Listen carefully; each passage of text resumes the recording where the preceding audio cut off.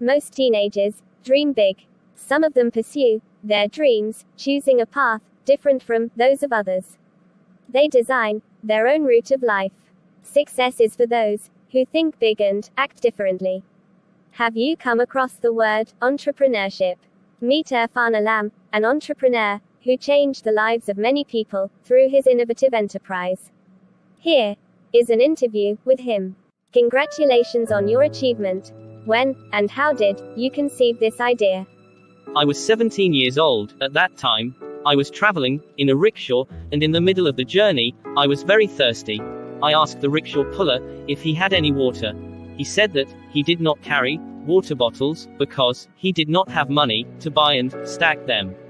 It set me thinking. And I immediately realized that there was a market for selling water bottles in the rickshaws. The very next day, I talked to 5 rickshaw pullers and gave them each 8 bottles of water. I told them that for every bottle they sold, we would make a profit of 2 rupees, which we could split in half. The very first day, I made a profit of 8 rupees. You were very young when you came up with and executed this idea. Yes, I guess entrepreneurship is in my blood. I had an interest in business from a very early age. During the stock market scam in 1992, my father and many of his friends lost a lot of money. That is, when I started taking interest in the stock market and began researching on various companies. Interestingly, using my advice, all of my father's friends recovered their losses, and most of them started making profits. This enabled me to start my first portfolio management firm at the age of 13. When my parents found out that I was dabbling in the rickshaw sector as well, they pulled me aside and asked me to stop doing it and concentrate on my studies. So I shelved it, but my interest never waned. I kept reading and researching on this sector all through my college days in Pondicherry, where I pursued my Master's of Foreign Trade degree. What was the spark that received this idea? In 2006, an Indian TV show called Business Bazigar launched an entrepreneur hunt and solicited ideas for new businesses. I entered this contest with a business proposal. My idea was to organize the rickshaw sector and make it a profitable venture. According to my proposal, rickshaws were to be redesigned so that the spaces on the vehicles could be sold for the purposes of advertising and brand promotion. Also, I indicated that additional revenues could be made by selling products like water, juice, biscuits, mobile cards, and newspapers to the passengers. I won the show and was offered the seed money of rupees 150 lakhs. Was Salman started with this seed money? No, I very soon realized that the entry barrier to this business was very low. The only way to sustain this business was to earn the loyalty of the rickshaw pullers. I wanted to provide insurance, ID cards, and uniforms to the rickshaw pullers. I wanted to run this as a not-for-profit organization. To be honest with you, I was not thinking about social entrepreneurship at that point. I just thought that it would be the best way to sustain the business, and the easiest way to get banks to give out loans. Since the organizers of the TV show did not agree to this model, I ended up refusing the seed capital. When did this turn into a true social venture? As I understood more about the lives of the rickshaw pullers and their plight, it turned into a social cause. There are about 10 million rickshaws operating in India. Most of these rickshaw pullers do not own the rickshaws, but instead rent them at the rate of 30 to 40 rupees per day. The money they make after paying the rent is barely sufficient to sustain their families. They continue to remain at the bottom of the pyramid. I thought if I could create an organization that could empower the rickshaw pullers and find a way to increase the overall revenue, it would be a win-win situation for both. I firmly believe in C.K. Prahalad's idea that business can be successful by targeting the bottom of the pyramid.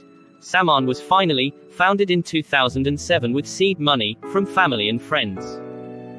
Can you describe the operation model of Salman? When a rickshaw puller approaches a Salman, we first go through a verification process. The operator is given training on the basic etiquette and traffic rules. Then we approach the banks and help them to get a loan for a new rickshaw. Previously, banks were very reluctant to give loans to this section of the society. Now, since we stand as guarantors, these rickshaw pullers have access to credit. The rickshaw pullers feel truly empowered when they drive their own vehicle. We provide the rickshaw pullers with accident and health insurance. Each driver is given an ID card and is required to wear a uniform while operating the rickshaw. How does Salman help increase the revenues of the rickshaw pullers? How does Salman itself get its revenues? Salman rickshaws are designed in such a way that they have plenty of space to display advertisements. Several local and national brands place their advertisements here. The advertisement revenue is split in half between Salman and the rickshaw pullers. Also, rickshaw pullers can choose to sell water, fruit juice, cell phone, prepaid cards, etc. In that case, they come to a central rickshaw yard in the morning and load up their wares. At the end of the day, the profit from their sales is split between them and Salman. The money that rickshaw pullers earn by transporting the passengers is solely theirs. The revenues of our rickshaw pullers have increased 30 to 40%. There are several other benefits on which we cannot put a monetary value. Rickshaw pullers now have a sense of belonging and empowerment. Children of the operators and their spouses attend free evening classes called Salman Gyan. Salman has brought dignity and inclusion to those who were previously considered menial laborers. In addition, I am very happy to say that Salman itself is profitable. Last fiscal year, we made a net profit of 8 lakh rupees and a revenue of 50 lakh rupees. My mentors have been emphasizing the importance of sustainability. Does Salman get directly involved in micro-financing?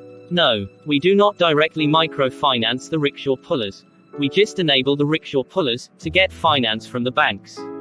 Instead of paying rent for decades, the rickshaw pullers only pay the bank loan as installments and eventually become the owners of the rickshaws. Aren't cycle rickshaws a dying breed? Rickshaws continue to be a popular mode of transportation in most parts of the country.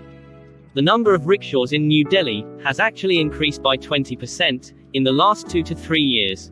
The reason for this increase is that it has become the choicest form of transport to carry passengers to and from the metro stations. Also, I personally think rickshaws are the vehicle of the future. They are environmental friendly. We had an R&D wing that is working on a solar-powered fiberglass rickshaw. What were your experiences at the Presidential Entrepreneurship Summit at the United States? I met some truly great people. I was indeed honored to talk to the Nobel Prize laureate Muhammad Yunus. He invited me to Bangladesh to help set up a similar organization for the rickshaw workers there. What is your advice to students on entrepreneurship? An entrepreneur is one who identifies an opportunity and puts in conscious efforts to make it an enterprise. People generally discourage youth from treading this path. But it is time to start thinking about entrepreneurship as a career, as it can be an important tool to tackle unemployment in the country. It is important to dream, but it is equally important to take calculated risks to achieve your dream. Thank you very much for sparing the time to talk to us. We wish you the very best for your unique journey. Thanks. It is with the blessing of my mentors and well-wishers that I carry my journey forward.